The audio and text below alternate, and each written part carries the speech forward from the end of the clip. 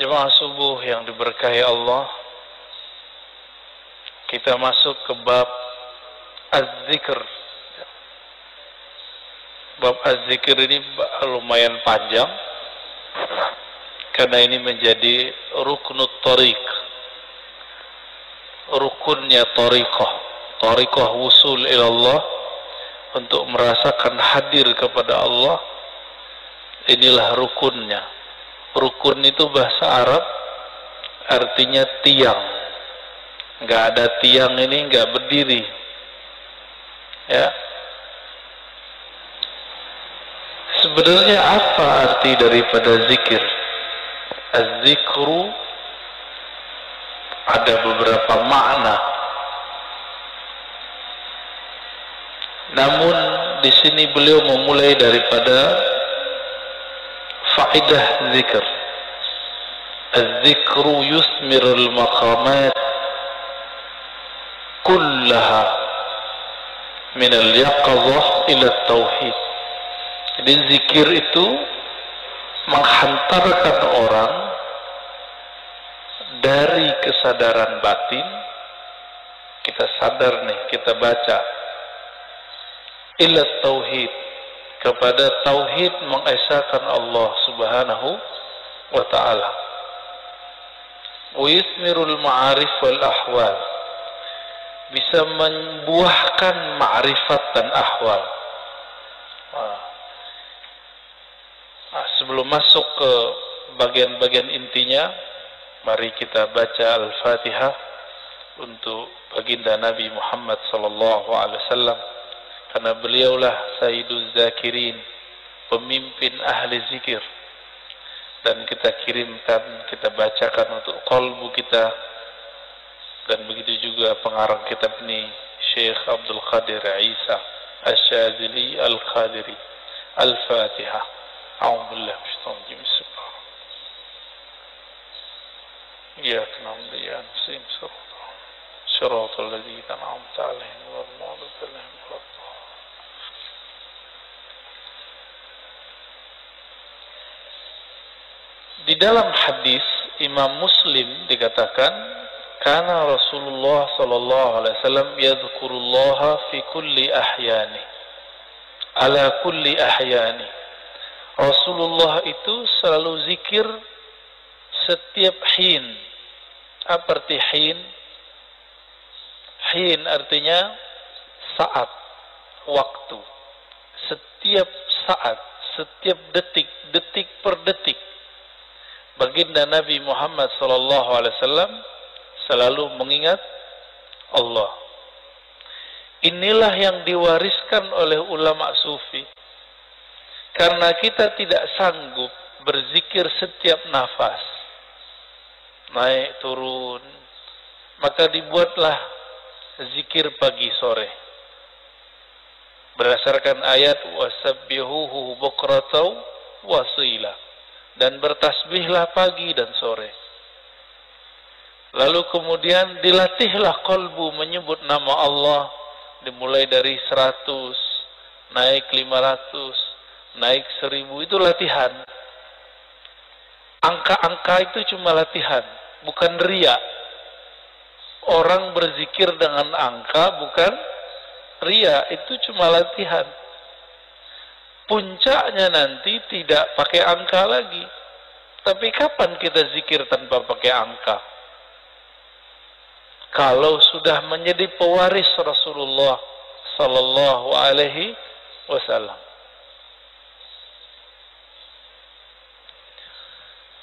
Malaikat-malaikat Allah dari awal dicipta sampai sekarang itu mereka cuma mengamalkan 1 atau 2 zikir.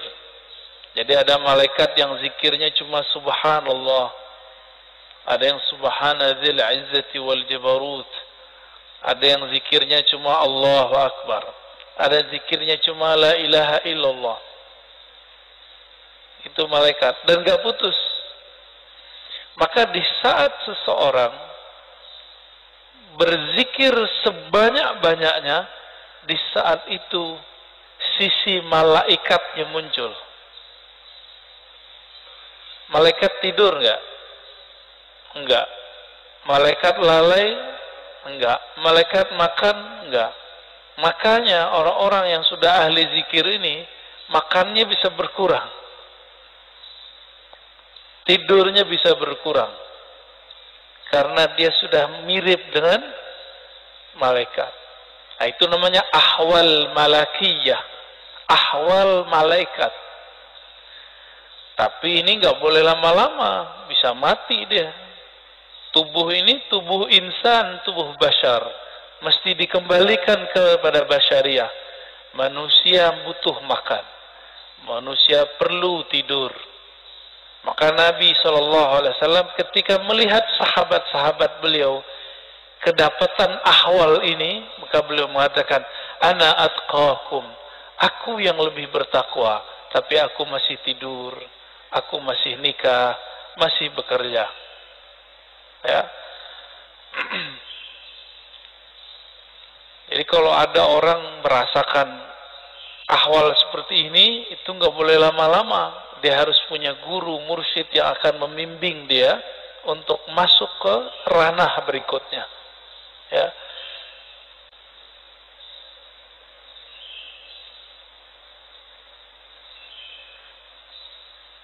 Kata zikir artinya ada dua. Pertama, zikir berarti benar-benar menyebut Allah, ya. Kadang-kadang diartikan dengan makna yang lebih banyak, ya. Jadi ada makna secara harfiah, ada makna secara majaziyah ataupun di luar itu. Bisa jadi diartikan zikir itu sholat Jumat, Al-Quran, majelis ilmu. Tapi itu penjelasan lain. Zahir dari zikrullah menyebut Allah, ya. Dalilnya di sini disebutkan ada sekitar 15, ini baru sebagian. Lebih dari 200 ayat mengenai zikrullah, ya. Kalau lebih dari 200, berarti penting nggak zikir? Lebih penting dari umroh, ya. Tapi kenapa di musim normal orang lebih sering aja umroh? Kenapa banyak ustadz umroh, tapi sedikit ustadz zikir? Bener.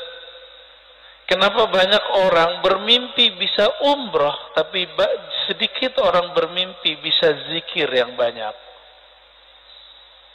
Karena kalau zikir doang fulusnya tipis, kata dia. Kalau umroh fulusnya banyak. Siapa bilang, ya? Itu nggak ngerti dia. Dia nggak faham ayat wala zikrullahi akbar. Sungguh menyebut nama Allah itu lebih besar dari semuanya. Orang kalau zikir, apa aja jadi besar. Ya. Cuma masalahnya nggak yakin kepada Allah Subhanahu wa Ta'ala. Dalam surah Al-Baqarah ayat 152, Allah mengatakan, "Fazkuruni azkurkum." Saya sudah pernah syarah di sini. Sebutlah aku, ingatlah aku akan ingat kamu. Duluan mana yang mengingat? Allah atau kita? Allah. Maka ciri-ciri, tanda-tanda Allah lagi sebut kita, kita digerakkan oleh Allah menyebut namanya. Itulah hakikat ayat ini. Lalu surah Ali Imran 191, alladzina yazkuruna Allaha qiyaman wa qu'udan wa ala junubihim. Ulul albab itu disebut orang yang zikir berdiri, duduk ataupun berbaring. Dalam surah Al-Ahzab, ini ayat yang paling dahsyat ini. Ayat ini sering digunakan tidak pada tempatnya untuk membantah orang zikir dengan angka. Ya ayyuhalladzina amanu zkurullaha zikran katsira. Wahai orang beriman, sebutlah Allah sebanyak-banyaknya. Ingatlah Allah sebanyak-banyaknya. Apakah ini dalil melarang menyebut dengan angka? Enggak. Zikir 1000 itu banyak bukan? Maka dia masuk ke zikran katsira. 10.000 termasuk banyak? 70.000 banyak? Berarti masuk ke situ. Yang penting niatnya angka itu bukan membatasi, tapi menerjemahkan makna zikran katsira. Baru zikir 100 pagi, 100 sore, udah nyalain orang zikir 1000. Ya. Nggak ngaca dia kepada sahabat Nabi. Sahabat Nabi Abu Hurairah zikir 12.000 sebelum tidur. Ada yang bisa zikir 12.000 sebelum tidur? Keburu tidur ya.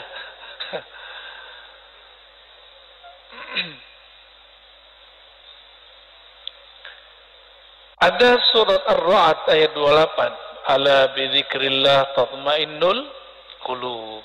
Ketahuilah hanya dengan menyebut Allah kalbu bisa tenang. Jadi antum mau belajar apa aja, itu kalbu nggak akan tenang. Jadi orang kalau hijrah, tidak hijrah zikrullah, nggak akan mendapatkan kedamaian kalbu. Oleh karena itu, bagi saya, berdasarkan ayat-ayat ini kan banyak ayatnya tadi. Belajar zikir itu bukan sunnat, tapi wajib. Ya, belajar zikir itu sunnat, salah itu. Belajar zikir itu wajib. Kenapa disebut wajib? Allah mengatakan, aqimis salata li dzikri. Dirikan salat untuk mengingatku. Salat wajib enggak? Wajib. Supaya kita dari awal takbir sampai assalamualaikum connect kepada Allah SWT, maka yang dilatihkan apa? Gerakan yang bagus atau zikir yang mantap? Apa yang dilatihkan? Dirikanlah sholat untuk mengingatku. Berarti yang dilatihkan apa? Mengingat Allah yang dilatihkan. Jangan sibuk masalah ini wajahtu atau enggak pakai ini. Enggak khusyuk antum ntar, malah kusut nanti. Jangan sibuk masalah usuli bid'ah atau tidak bid'ah, enggak khusyuk nanti. Oh ini kan ilmiah. Ilmiah itu bagian akal. Kalau sholat pakai kolbu. Jadi kita nggak ada debat lagi kalau sholat. Antum mulai sholat debat. Wah imamnya jahar nih bismillahnya. Kata mazhab ini ngaji lagi sholat. Ya pengajian dia lagi sholat. Kuliah aja kali ya. Imamnya kunut, debat lagi di hatinya. Kunut itu menurut imam ini bid'ah, menurut imam. Ngapain? Sholat itu bukan lagi berdebat. Sholat itu menikmati santapan-santapan zikrullah. Ya. Jangankan itu, Muawiyah ibn al-Hakam al-Aslami, ada orang bersin lagi sholat. Dia lagi sholat, dia baca yarhamukallah. Gimana Pak? Boleh nggak? Kita lagi sholat, ada orang bersin, terus kita bilang yarhamukallah. Gimana? Gimana sholatnya? Masalahnya sahabat ini kan nggak semua ngerti fikih. Nabi lagi ngajarin, lagi sholat, sahabat bentak dia. Kayak anak kecil dulu. Maka Nabi ini ngajarin sahabat betul-betul satu persatu. Lagi sholat bentak sahabat. Gimana tuh? Apa kata beliau? Selesai sholat, Nabi tidak mengata-ngataiku. Bi abi wa ummi, demi Allah, demi ayah ibuku. Beliaulah guru terbaik. Guru paling ideal. Gak pernah ngata-ngatain orang. Terus Nabi bersabda, kata beliau, wahai Muawiyah, salat itu la tasluh, tidaklah cocok kecuali zikrullah dan tasbih. Maksudnya kamu gak usah tanggapin kalau ada orang bersin. Itu cuma nanggepin orang bersin, apalagi nanggepin orang kunut. Buat dalil lagi dalam hatinya, wah di mazhab gua nih nggak ada nih, nggak angkat tangan lah. Debat, lagi sholat debat, berdebat dengan diri sendiri. Ini kan kasihan. Ini tanda sholatnya, belajar sholatnya bukan dengan zikrullah, belajar sholatnya dengan apa? Dengan nafsu pengen berdebat, ya. Kalau udah sholat, nggak ada debat, nggak ada pengajian, ya. Ngaji nanti habis sholat atau sebelum sholat. Baik. Ini dalilnya banyak sekali, ya. Berdasarkan ayat ini semua, Ibnu Abbas radhiyallahu taala anhuma mengatakan, yang dimaksud dengan ayat-ayat tadi, yazkurunallah fi adbaris salawat wa ghuduwan wa 'ashiyyan wa kullama istayqaza min naumih wa kullama ghada aw raha min manzilih dzakarallaha katsira. Yang dimaksud ayat-ayat tadi, zikir pagi sore, orang yang tidak lalai karena bisnis, yaitu mereka yang zikir ba'da sholat, zikir huduwan wa asyiyan, pagi dan sore, zikir saat bangun, zikir saat berangkat, zikir saat pulang. Jadi nggak ada waktunya kecuali zikrullah. Qala Mujahid, murid dari Ibnu Abbas, mengatakan, seseorang nggak disebut ahli zikir hatta yazkurallaha qa'iman wa qa'idan wa muttaji'an, sampai dia ingat Allah baik dalam keadaan duduk, berdiri ataupun tidur. Gimana caranya zikir dalam tidur, Pak? Udah ada yang nyoba belum? Ini aneh nih minum. Gimana cara zikir kalau lagi minum? Bismillah, itu zikir sebelum minum. Bismillah. Itu zikir sebelum minum. Lagi minum, zikirnya apa?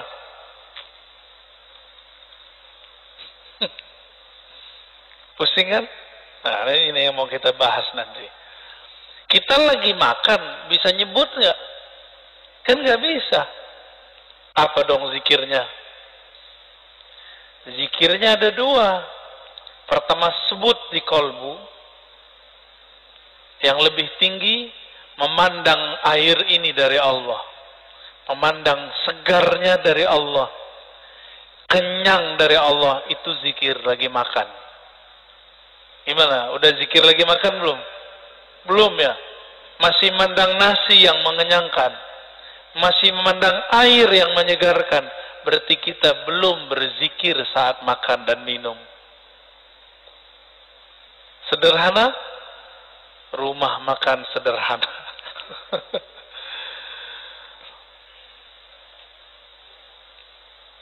Imam Nawawi mengatakan, ajma'al ulama ala jawaz zikr bil qalbi wal lisan lil muhdis wal junubi wal haidi wal nufasa.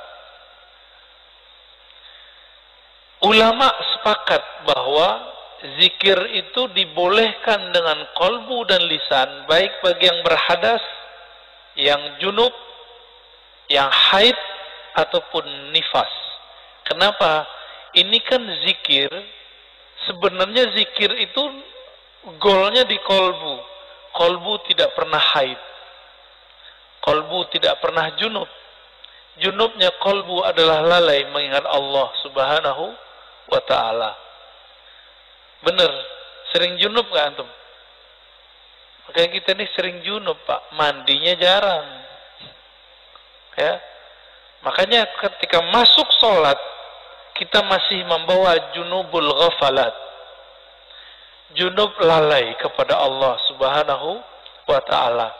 Orang junub betah gak masuk masjid? Berani gak masuk masjid orang junub? Masjid hakiki itu ada di kolbu, lagi sholat. Antum lagi mau sholat, tapi tidak keluar dari junub lalai. Gimana mau menikmati zikrullah? Ya, gak bisa masuk. Jadi kita gak bisa masuk ke kolbu kita. Padahal itu diri kita sendiri. Ya. Hadisnya sangat banyak. Ini ada hadis yang paling kenceng ya, paling dahsyat ini. Kata Nabi, "Masalul ladzi yadhkur rabbahu wal ladzi la yadhkur rabbahu kamasalil hayy wal mayyit." Hadis ini riwayat Imam Bukhari ya, dalam kitab doa. Perumpamaan orang yang zikir dengan tidak zikir itu sama dengan orang hidup dan mati. Gimana? Berarti kita banyakkan hidupnya atau matinya? Jadi kalau hidung kita ini dibukakan rasa penciumannya oleh Allah Subhanahu wa taala, indera penciuman batinnya oleh Allah, kita akan mencium orang yang tidak zikir itu bau bangkai. Cuma alhamdulillah Allah tutup itu. Coba kalau dibukakan, Pak, kita setiap ke jalan kemana itu bau bangkai di mana-mana itu. Maka kita bersyukur kepada Allah, Allah tidak bukakan kasyaf yang banyak. Karena kalau kebanyakan kasyaf, bisa pusing sendiri kita nanti. Maka ada beberapa wali, gak berani mereka ke masjid. Karena kalau ke masjid, dia lihat muka orang macam-macam. Ada yang ria, ada yang muka monyet, ada yang muka kambing, ada yang muka babi. Ya, maka Imam Ghazali buat fatwa khusus untuk orang ini. Ya, dibolehkan oleh Imam Ghazali bagi orang ini tidak sholat di masjid sementara sampai ahwal itu hilang.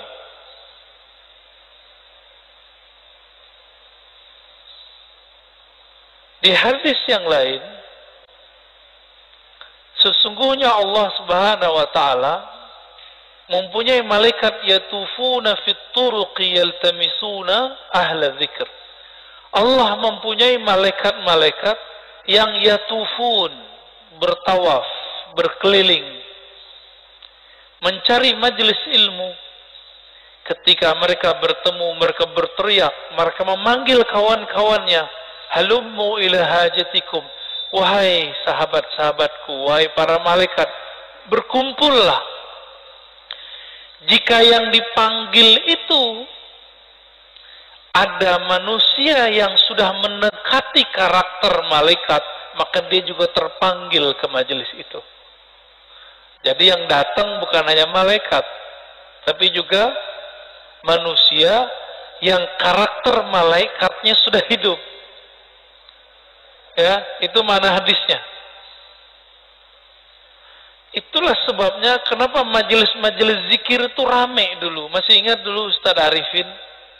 Ya, rame nggak dulu? Cuma ya sayang, Ustadz Arifin tidak berthariqah. Akhirnya tidak ada kaderisasi murid menjadi mursyid. Karena beliau bukan mursyid. Tapi kita berterima kasih, berkah beliau Indonesia dizikirkan dengan zikirnya yang khas, dengan suara serak-serak basahnya yang lumayan. Ya. Tapi beliau meninggal ya sudah. Untungnya di negeri ini banyak mursyid-mursyid tarekah. Ya, kita beruntung banyak mursyid-mursyid yang mereka memegang ajaran-ajaran zikrullah. Meskipun dituduh ahli bid'ah, dituduh sesat, dituduh gila, mereka nggak mau hiraukan. mereka tetap jalan. Ya. Itu malaikat ganti shift, fayahuffunahum biajnihatihim ila sama'id dunya. Ketika mereka berkumpul, itu malaikat meliputi orang-orang yang duduk di majelis zikir dengan sayapnya. Ada yang lihat gak? Antum kalau kasyaf bisa lihat. Untung tidak kasyaf. Karena kalau kasyaf pasti ketakutan. Ya. Itu sampai ke langit pertama. Nyundul langit. Makanya malaikat dari timur, dari barat lihat. Wah, kayaknya ada majelis zikir nih. Mereka akan berkumpul. Kalau ada manusia, kolbu yang sudah berzikir, dia akan ikut meramaikan majelis tersebut. Semoga kolbu kita termasuk kolbu yang sudah berzikir. Amin ya rabbal alamin. Semoga yang hadir ini dipandang Allah, kolbunya kolbu berzikir. Amin ya rabb. Lalu mereka ditanya oleh Allah, wa huwa a'lamu bihim, pada Allah lebih tahu keadaan mereka. Ma yaqulu 'abdi, apa yang dibaca oleh hambaku wahai malaikat?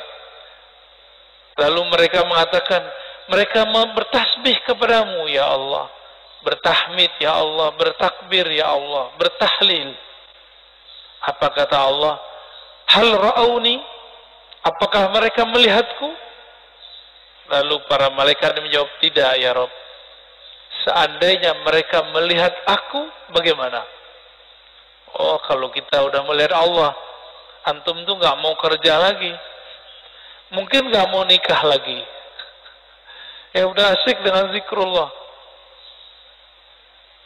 Ini hadisnya panjang ya, maka disebut dengan humul julasa la yashqa bihim jalisuhum.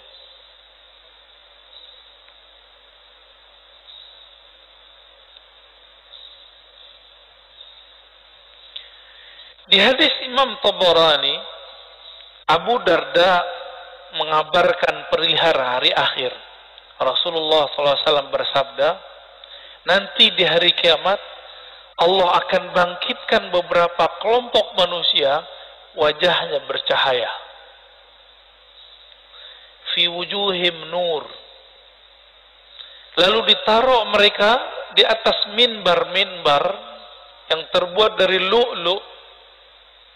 Yaghbituhumun nas laisu bi anbiya wala syuhada. Mereka bukanlah nabi, mereka bukanlah syuhada.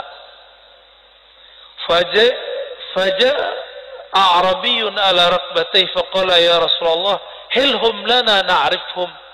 Lalu datang Arab Badui berani naja, wahai Rasulullah, siapakah mereka? Ceritakan kepada kami. Dijawab oleh Nabi, mereka itu dua karakternya. Satu, al-mutahabbuna fillah, mereka saling mencintai dalam rahmat Allah. Dan yang kedua, yajtami'una ala zikrillah, mereka banyak di biladin syatta, di banyak negeri, kemanapun mereka berzikir kepada Allah Subhanahu wa ta'ala. Ini orang-orang begini nih, nanti Nabi aja bingung, wah kok ada makhluk begini ya, bercahaya. Ini hadisnya sangat banyak, kita pendek aja ya.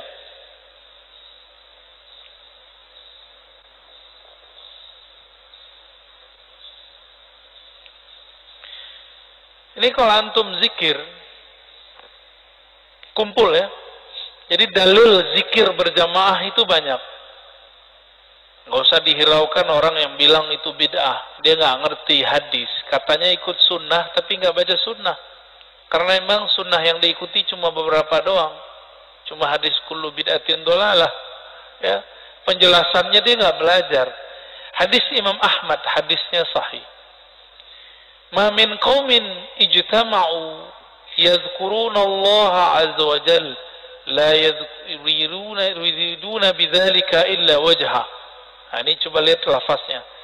Ma min qaumin ijtama'u, tidaklah sekelompok kaum berkumpul, berjamaah. Berarti ini zikir jamaah bukan? Ya. Yazkurunallah, mereka pakai lafaz jamaah. Mereka mengingat Allah Subhanahu wa taala, tidak menginginkan kecuali ridhonya. Illa nadahum munadin minas sama, kecuali ada yang berseru dari langit, kumu maghfuran lakum. Ketika selesai berzikir, apa kata mereka? Ya sudah, kalian berdirilah, selesaikanlah, Allah mengampuni kalian. Qad buddilat sayyi'atukum hasanat. Sekarang semua keburukan kalian diganti dengan kebaikan-kebaikan. Cuma kan nggak dengar Pak ya. Jadi antum di sini ngorok itu dapat pahala Pak. Itu dapat zikrullah itu ya. Apalagi bangun. Tapi jangan tidur Pak ya. Karena bilang begitu malah tidur lagi.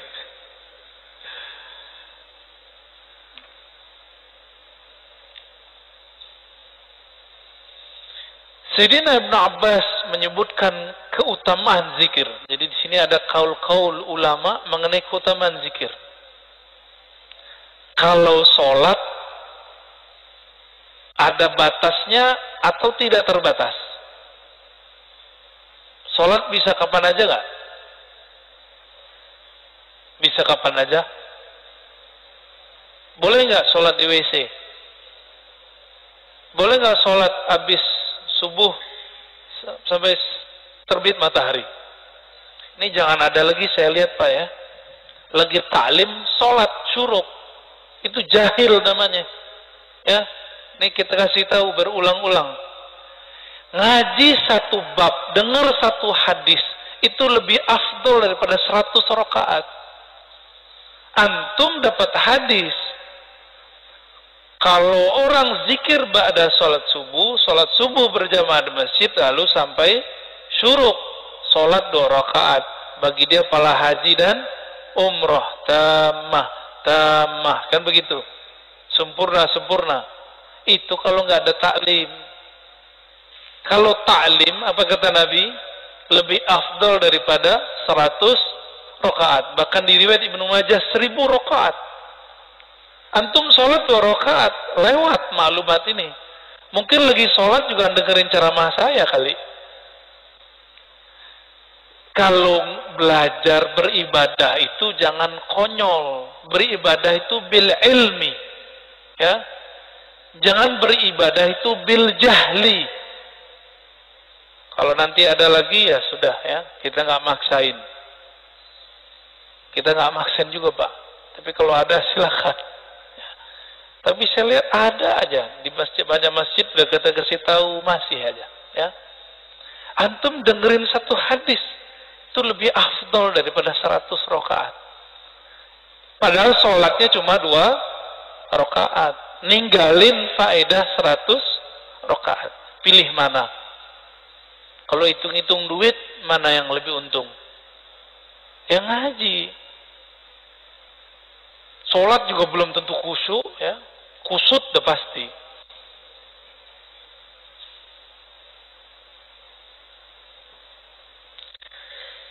Ibnu Abbas mengatakan sholat itu ada batasnya. Tapi kalau zikir gak ada batasnya. Ya, sesuatu yang Allah wajibkan tapi tidak ada batasnya, itulah zikrullah. Gak ada batasnya.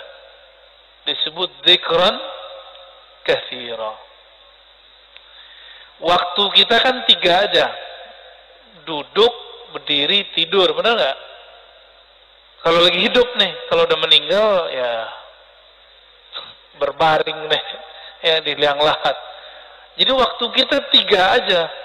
Nah, surat An-Nisa 103, surat Ali Imran ayat 191 itu kan menyebutkan mereka, kalau di An-Nisa perintah ya, fazkurullah. Kalau Ali Imran yazkurunallaha qiyaman, kan sama aja. Ingatlah Allah lagi berdiri, duduk dan tidur, berbaring. Waktu kita 3 aja, Pak. Jadi ayat ini oleh orang yang tidak paham dikira cuma, itu mah zikir cuma sebentar doang. Cuma 3 waktu. Padahal 3 waktu itu semua waktu kita. Semua waktu kita adalah berdiri, duduk, berbaring. Bapak naik mobil, duduk gak? Naik motor, duduk gak? Turun dari mobil, berdiri. Turun dari motor, berdiri. Istirahat, tidur, udah. Waktu kita cuma 3 aja. Antum baru paham ya? Lucu juga ya, padahal ayat udah dibaca dari kecil. Bahwa waktu al-awqat salasah. Qiyaman, wa qu'udan, wa ittija'an. Lucu juga ya, udah baca bertahun-tahun baru paham sekarang. Bahwa ternyata kita ini nggak lepas dari 3 waktu itu. Saya lagi ngapain, Pak? Bapak lagi ngapain? Duduk. Berarti harusnya zikir ya. Zikirnya kita pagi ini zikir ngaji. Dan zikir ngaji lebih afdal daripada sholat sunat 100 rakaat.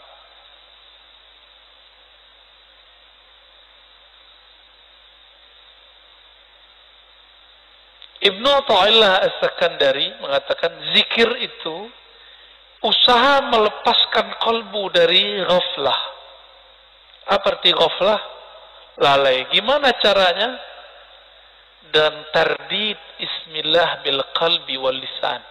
Dengan mengulang-ulang nama Allah dengan kalbu dan lisan. Maka ahli thariqah itu punya metode yang sangat sempurna sekali. Metode berzikir dengan kalbu dan berzikir dengan lisan, ya. Nanti ada masanya di sini kita zikir. Saya talqinkan semuanya, Pak. Tergantung sirnya turun atau belum. Ini belum ada, Pak, sekarang belum. Karena kalau di kalbunya belum ada koneksi, itu ngefek. Ya. Bapak sholat aja nih, ada debat 1-2 orang masalah kunut, itu ngefek ke badan saya. Langsung nggak nyaman rasanya. Itu terasa, Pak, bagi saya. Agak sensitif dikit, ya. Jadi ada nih orang ngerasa, kunut, itu langsung nggak nyaman saya. Ya. Apalagi di samping saya itu mengganggu sekali. Maka mending nggak kasyaf. Karena kalau kita kasyaf, kedengaran isi hati orang kan gawat. Ya.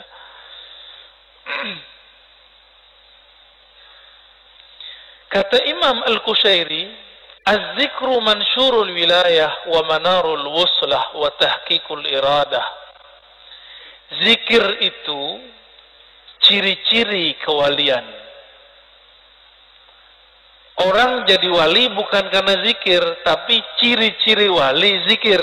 Bisa bedain? Ciri wali itu zikrullah.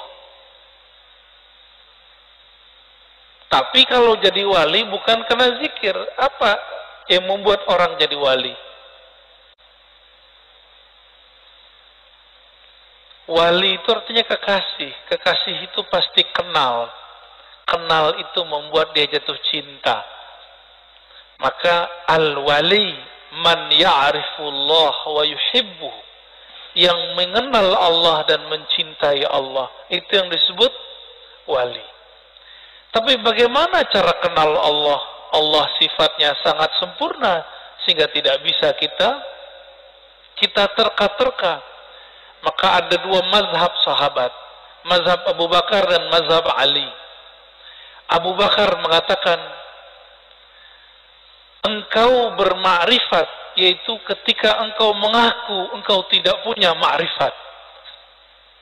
Udah dipikirin-pikirin, gimana cara kenal Allah? Akhirnya kita mengatakan, ya Allah, akalku tidak sanggup untuk memahamimu. Kalbuku hanya sanggup menyebut namamu. Hanya engkaulah yang bisa mengenalkan dirimu. Maka Sayyidina Abu Bakar mengatakan, al-ajzu an darkil idrak idrak. Ngaku tidak tahu, itulah ma'rifat sebenarnya. Menurut siapa? Abu Bakar As-Siddiq. Lain dengan Sayyidina Ali. Sayyidina Ali mengatakan, la ya'rifuka illa anta ya Rabb. Tidak kenal engkau kecuali engkau ya Allah. Maka kenalkanlah dirimu kepada kami ya Allah. Sayyidina Ali begitu mintanya. Ya. Jadi zikir itu mansyurul walayah. Itu pencirian wali. Berarti karena ini ciri-ciri wali, ada yang ngambil ciri-ciri wali, dia bukan wali. Ada yang ngambil zikir, tapi dia bukan wali Allah. Ini hati-hati. Hati-hati ya. Dia bukan wali Allah. Tapi dia memakai jaketnya wali. Yaitu zikrullah. Untuk apa? Nanti itu kesaktian, untuk pelet, pelaris, bermahar itu, mahal itu maharnya. Ya, orang-orang begini itu pakai wajah wali, tapi dia bukan wali. Bisa bedain? Tapi orang mengira dia wali. Ya, orang akan mengira dia kekasih Allah, padahal dia sedang menipu Allah. Yukhadi'un Allah, ya. Mereka sedang menipu Allah. Hati-hati sama orang-orang begini. Ya. Oleh karena itu zikir itu bagi kita mesti bersanad dan berijazah supaya aman. Kalau nggak bersanad, nggak berijazah, bisa ketuker. Kita kira dia wali, padahal dia bukan wali.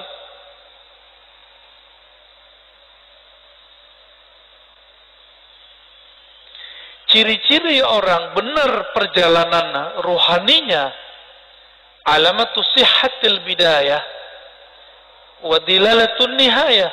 Ciri-ciri orang benar jalan rohaninya, dia mulai dengan belajar zikir kepada ahlinya.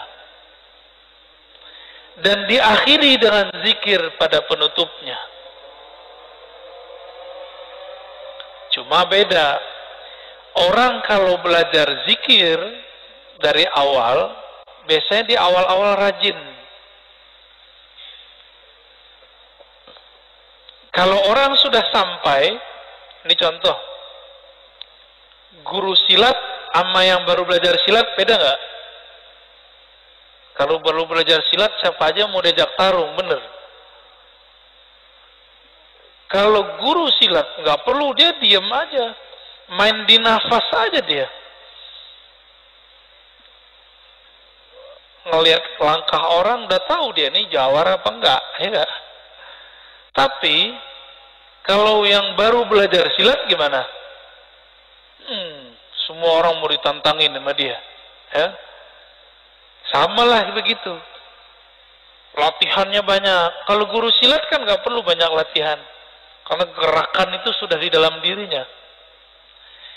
Maka, kalau ingin wusul kepada Allah, jangan mengikuti ahwal makomatnya guru. Tapi ikuti cara guru supaya bisa menjadi guru. Gimana cara beliau dulu? Beliau pasti dulu rajin berzikir. Ya. Ini maksud kalam beliau. Dan beliau mengatakan, Imam Kushairi, az-zikru ruknun qawiyyun fit thariq. Ini yang saya sebutkan di depan. Zikir itu adalah rukun besar, rukun yang kuat, yang membuat orang bisa bertahan menjalani jalan kepada Allah Subhanahu wa ta'ala. Ini yang unik.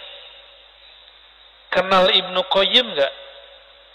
Siapa Ibnu Qayyim? Imamnya Wahabi, imamnya Salafi. Ternyata dia di akhir hayatnya berbicara tentang tasawuf.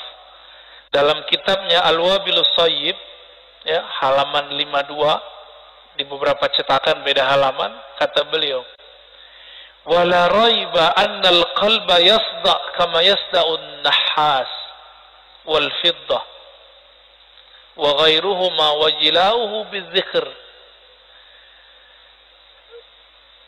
Besi bisa karatan nggak? Bisa.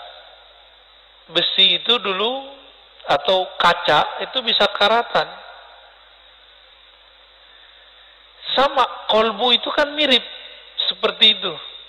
Dia bisa karatan. Pembersihnya cuma zikrullah. Ini Ibnu Qayyim yang ngomong. Maka Ibnu Qayyim ini menganjurkan zikir dan istighfar, zikir dan istighfar. Dan dia mengajarkan di bagian lain di tempat di kitab awal Al-Bid'ah Musayyib agar seseorang mempelajari zikir kepada gurunya, kepada ahlinya.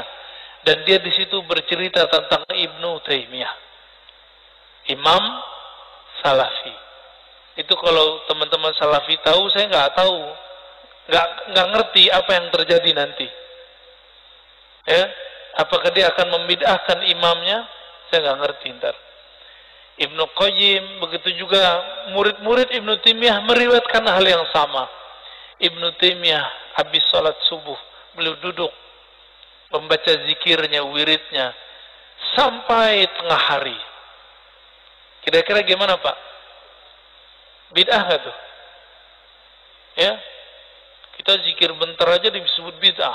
Ya, ini dia zikir dari ba'da subuh sampai siang hari. Di kitab Manaqib Ibnu Taimiyah disebutkan beberapa zikir Ibnu Taimiyah adalah baca Al-Fatihah 40 kali. Gimana tuh?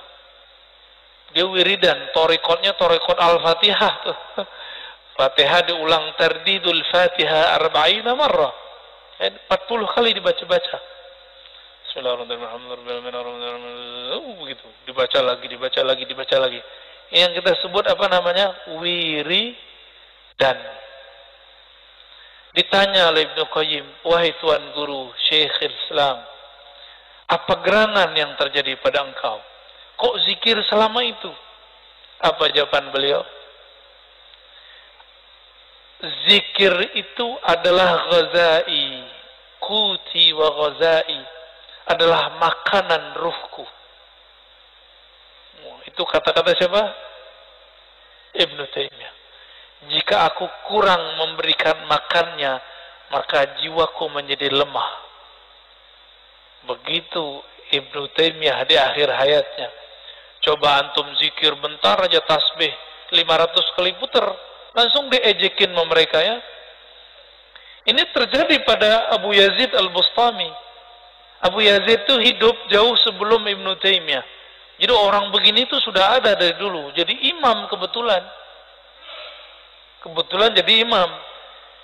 Abu Yazid duduk di pojok situ zikir. Orang udah mau pulang dia masih zikir di situ. Apa kata Pak Imam? Bayazid, Bayazid, ente masih zikir aja. Makan apa ente pagi ini? Langsung dia lihat imamnya. Imam saya kok gak percaya Allah Maha memberi rezeki. Maka beliau langsung berdiri dan mengatakan, u'idu salati, aku harus mengulang salatku. Kenapa? Salat subuhku tadi dipimpin oleh orang yang tidak meyakini Allah SWT memberi rezeki. Gawat Pak ya, kalau bab hakikat. Kayaknya kalau begitu banyak salat yang diulang nih. Makanya mazhab hakikat itu nggak boleh dikembangkan, cukup dipakai sendiri-sendiri. Berat ya.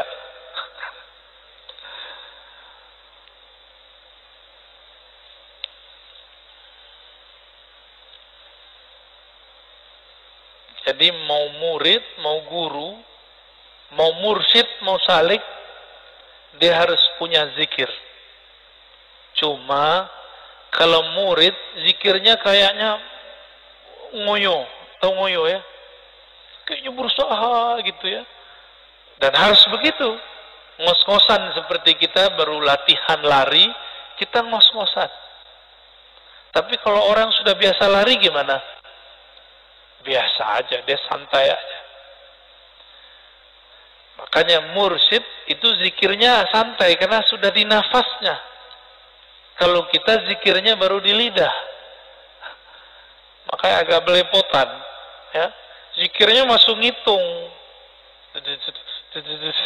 Ya. Kalau mereka zikirnya bukan lagi menghitung, tapi mereka dihitung oleh Allah Subhanahu wa ta'ala. Kalau tadi waktu 3, berdiri, duduk. Kalau sudah masuk ke makom zakirin, waktu itu disebut hin. Apa arti hin? Saat, detik per detik.